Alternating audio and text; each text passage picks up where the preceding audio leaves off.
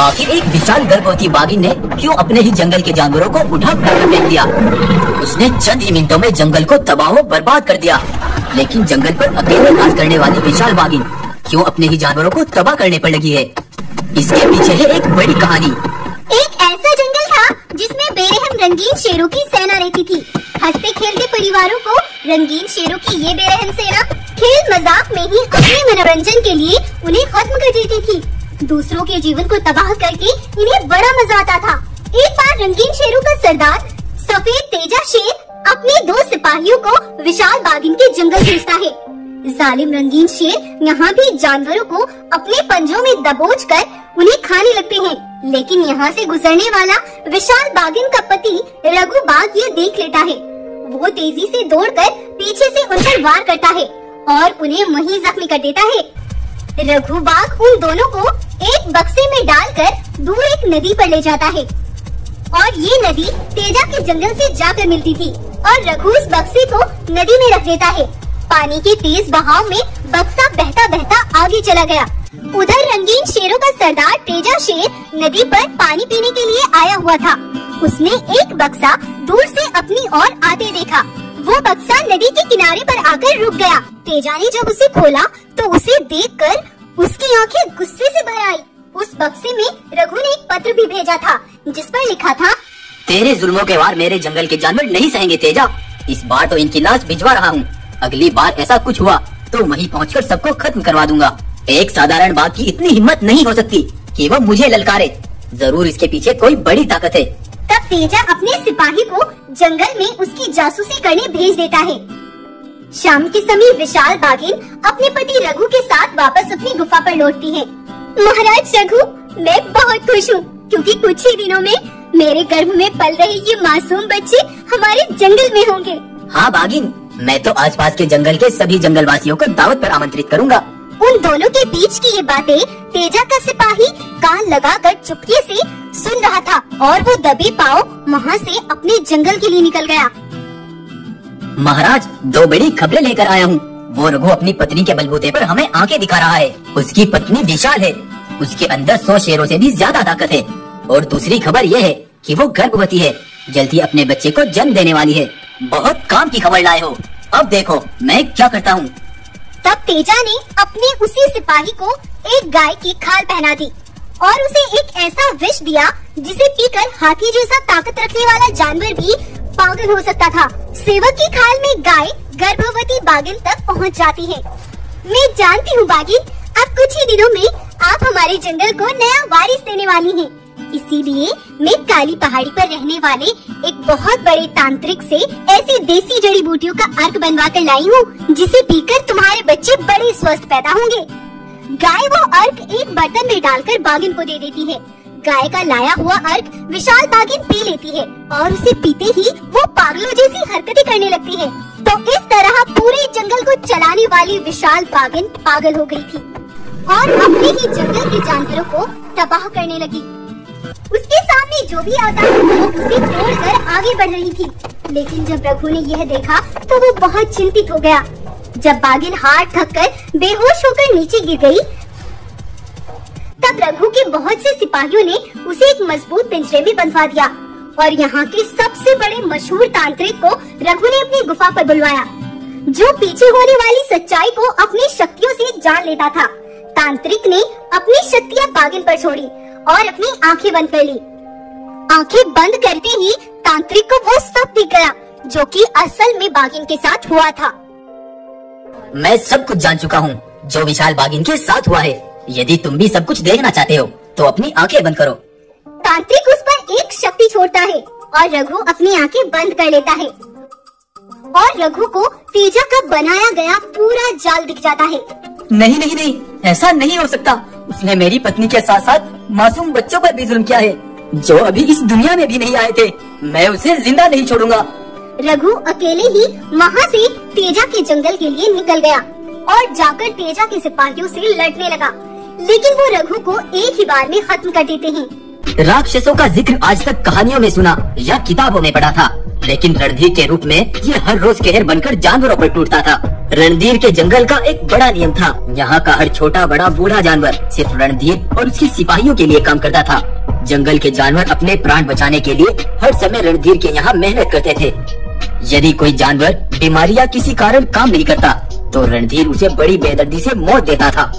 एक बार रीना भैंस और घोड़ा घड़े आपस में बातें कर रहे थे। ना जाने कब तक रणधीर की गुलामी में यूं ऐसे हमारा जीवन कटेगा। कोई तो होगा आखिर जो आकर इस गुलामी से हमें आजाद कराएगा। मुझे उम्मीद है एक दिन कोई ऐसा जरूर आएगा जो हमें इस अत्याचार और रणधीर के घमंड को तोड़ेगा। दोनों खड़े ऐसे बातें ही कर रहे थे कि तभी आसमान बादलों से घिर गया और अचानक बारिश शुरू हो गई। तभी दौड़ती हुई उनके पास एक गाय आई। बहन जल्दी चलो बहन, गोरी शेरनी को परसा पीड़ा शुरू हो गई है, हमें जल्दी से जाकर उसे देखना चाहिए। तब तीनों शेरनी तक पहुंच जाते हैं। गोरी शेरनी दर्द से करा रही थी।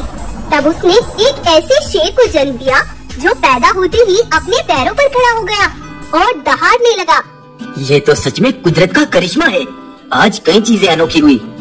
पिछले 4 सालों से जंगल में बारिश की एक बूंद भी नहीं बरसी, लेकिन आज रिमझिम बारिश ने जंगल की धरती गीली कर दी। और रणधीर ने पिछले 3 सालों से बंधे 2 गुलामों को आजाद कर दिया और आज ये गोरी शेरनी की इस महान बेटी ने जन्म लिया।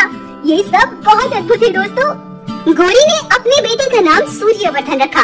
समय ऐसे ही बीत रहा था और गोरी का बेटा 3 साल का हो गया। एक बार रणधीर ने गोरी शेरनी को अपने पास बुलाया। ज्यादा बारिश होने की वजह से नदी का पानी दूसरे जंगल में जाने लगा है।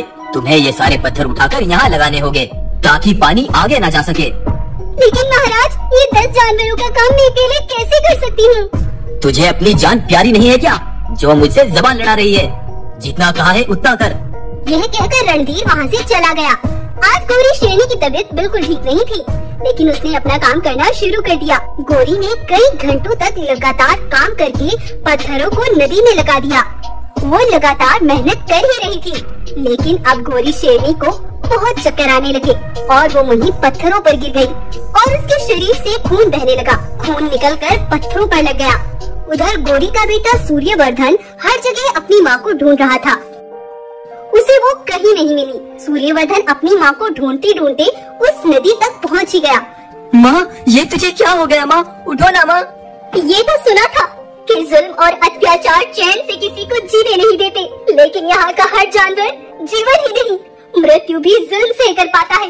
ये तो मैं नहीं जानती कि तेरा जीवन कैसा होगा, लेकिन तू मुझसे एक वादा कर, तू अपने ऊपर कैसा भी जुल्म कभी होने नहीं देगा और अपने साथियों को जुल्मों की बेड़ियों से एक दिन आजाद जरूर कराएगा। गोरी का बेटा सूर्यवर्धन एक दिन सबसे ताकतवर होगा। ये कहकर गोरी ने वहीं दम तोड़ दिए। एक ऐसी सुनसान जगह जहाँ कोई नहीं पहुँच सका, वहाँ रहती थी 4 बेटियों की एक ऐसी हिम्मत वाली माँ जिसने अपने दिल में दफन कर रखा था एक बड़ा राज। एक बार रीमा शेरनी की सबसे छोटी बेटी एक सवाल कर बैठी। सब जंगल की खुली हवा का आनंद लेकर जीते हैं माँ, लेकिन हम यहाँ अकेले इस सुनसान गुफा पर क्यों रहते हैं? दुश्मनों ने चली थी एक ऐसी चाल जिसका दूर दूर तक किसी को कोई ख्याल नहीं था, जिसकी वजह से सालों से वो आज भी उनके कैद में है। कौन दुश्मन और सालों से कैद में कौन है माँ? आज से 10 साल पहले तुम्हारे पिता को एक ऐसी खबर मिली जिसे सुनकर वो बहुत बेचैन हो गए और अपना भोजन छोड़कर भागते हुए अपने करीबी दोस्त बंटी बाग के जंगल पहुँचे। सुनो दोस्त, एक बड़ी खबर मिली है। वृंदावन के दायरे में 2 बड़े जंगल आते हैं, एक तुम्हारा और एक मेरा। मुझे पता चला है कि रवि चीता एक बड़ी सेना के साथ तैयारी कर रहा है और वे जल्दी हमारे जंगल पर हमला बोलेगा। अगर ऐसा है तो फिर ऐसा ही सही। उसके जुल्मों की हद बहुत हुई। इस बार हम मरेंगे या मारेंगे। तब बंटी ने अपने सेवक के हाथों तेजा चीता को जंग का फरमान भेजा। तेजा जब उनका पत्र पढ़ता है तो जोर जोर से हंसने लगता है। अब ये दोनों मुझसे लड़ेंगे, दिखाता हूँ इनको कि मैं क्या हूँ। उधर बंटी बाग और रवि शेर दोनों के सिपाही मैदान में उतरते हैं और जंग की तैयारियां शुरू कर देते हैं। आज से 2 दिन बाद जंग शुरू होनी थी। बंटी और रवि सारी तैयारियां कर चुके थे। तब रात के समय सभी सेवक जंग के उसी मैदान में सो जाते हैं। घनी आधी रात हो रही थी, सब सो रहे थे, लेकिन तेजा के सारे सिपाही मैदान में आकर उन पर हमला बोल देते हैं। बंटी और रवि शेर के सारे सिपाहियों को बुरी तरह जख्मी कर देते हैं अचानक हुए हमले से बंटी और रवि शेर के सारे सिपाही बुरी तरह से जख्मी हो चुके थे। बंटी और रवि जब तक दौड़ते हुए यहाँ तक पहुँचे तब तक वो सभी वहाँ से भाग गए। ये तेजा की एक चाल है, उसे इसकी कीमत जरूर चुकानी पड़ेगी। वो सब बाद में देख लेंगे दोस्त, अभी हमें अपने सिपाहियों का इलाज करना होगा। उन जालिमों ने वक्त से पहले ही हम पर बहुत बुरा वार किया है, देख लेंगे उन्हें। तब रवि और बंटी दोनों उन सभी सिपाहियों का इलाज करने में लग जाते हैं। अगली सुबह जंग होनी थी, लेकिन अब बंटी और रवि के बहुत कम सिपाही रह गए थे और आज तेजा भी अपने सारे सिपाहियों के साथ मैदान में आ चुका था। रवि और बंटी की मुट्ठी भर सिपाहियों ने बहुत हिम्मत दिखाई और उन्होंने लड़ना शुरू कर दिया। बहुत देर तक दोनों सेना के बीच लड़ाई हुई और रवि और बंटी के सिपाहियों ने तेजा के सिपाहियों को निचोड़ कर रख दिया, लेकिन अब बंटी और रवि भी बहुत जख्मी हो गए थे। तभी तेजा के बहुत सारे छिपे हुए सिपाही फिर से निकल कर आए और जोरों से लड़ने लगे। इस बार तेजा ने रवि और बंटी को बुरी तरह से जख्मी कर दिया। बंटी ने वहीं दम तोड़ दिया और वो वहीं मर गया। और हमारे पिताजी कहाँ गए माँ? तुम्हारे पिता जख्मी थे, लेकिन उनकी सांसें चल रही थी। तब बाहर निकल कर आया बंटी का वो जासूस और बोला, तेजा, मेरी वजह से आज तुम ये जंग जीत पाए हो, अब तुम रवि को मेरे हवाले कर दो। दरअसल जब बंटी और रवि ने जंग का फरमान बंटी के इस सेवक के हाथों तेजा तक पहुंचाया था तो ये युद्ध तुम बहुत आसानी से जीत सकते हो। मैं तुम्हें एक राज की बात बताऊंगा, लेकिन इसके बदले मुझे भी कुछ चाहिए। तुम्हारी हर ख्वाहिश पूरी होगी, बोलो क्या चाहिए तुम्हें? आज रात बंटी और रवि के सारे सिपाही कोटली मैदान में आराम करेंगे और अगर वो जिंदा रहकर तुमसे लड़े तो तुम्हारी हार पक्की है। बाकी तुम समझदार हो, पर मुझे क्या करना है और तुम्हें इसके बदले क्या चाहिए? रवि शेर चाहिए मुझे। एक तांत्रिक ने मुझे बताया था कि रवि एक ऐसी ताकत है जिसका उसे खुद भी अंदाजा नहीं। उसकी ताकत यदि मेरे शरीर के अंदर आ जाए तो मैं सबसे विशाल और ताकतवर बन सकता हूँ। मुझे वह जिंदा चाहिए। इस तरह से बंटी का सेवक तेजा से मिल गया था। तब बंटी के उस सेवक ने उसी तांत्रिक को बुलवाया और तांत्रिक ने अपनी शक्तियों का इस्तेमाल रवि शेर पर किया, लेकिन कोई फायदा नहीं हुआ। तब तांत्रिक ने एक बड़ी तपस्या की, उसने अपनी आंखें बंद कर ली। तब तांत्रिक ने देखा कि असल में वो ताकत रवि के अंदर नहीं बल्कि रवि की बेटियों के अंदर है। लेकिन इससे पहले वो हम तक पहुँचते, मैं तुम्हें वहाँ से लेकर यहाँ आ गई थी। वो हमारी गुफा तक जरूर वार करते। तो क्या हमारे पिताजी आज भी जिंदा है? हाँ, तुम्हारे पिताजी आज भी उनकी बेड़ियों के बीच बंधे हुए हैं बेटा, और उस बंटी की सेवक की कैद में है। माँ, उस ताकत का इस्तेमाल करने का समय आ गया है। हम अपने पिताजी को बचाकर जरूर लाएंगे। तब रीमा शेरनी डरते डरते अपनी चारों बेटियों को लेकर एक जादूगर के पास गई और उसने उन चारों की ताकत को एक कर दिया और वो एक विशाल रूप में बदल गई। वो विशाल शेरनी हवा से ज्यादा तेज और 100 शेरों से ज्यादा ताकत रखती थी। वो तेजा और बंटी के उस सेवक तक पहुंची और सब कुछ तहस नहस कर दिया। उसने उन सबको मार डाला और अपने पिताजी को फिर से आजाद करा लिया और फिर उस जादूगर ने उन सबको अलग अलग कर दिया। शेरनी की बेटियों ने अपने पिता को आजाद करा लिया और आज फिर से रवि शेर का घर आबाद हो जाता है।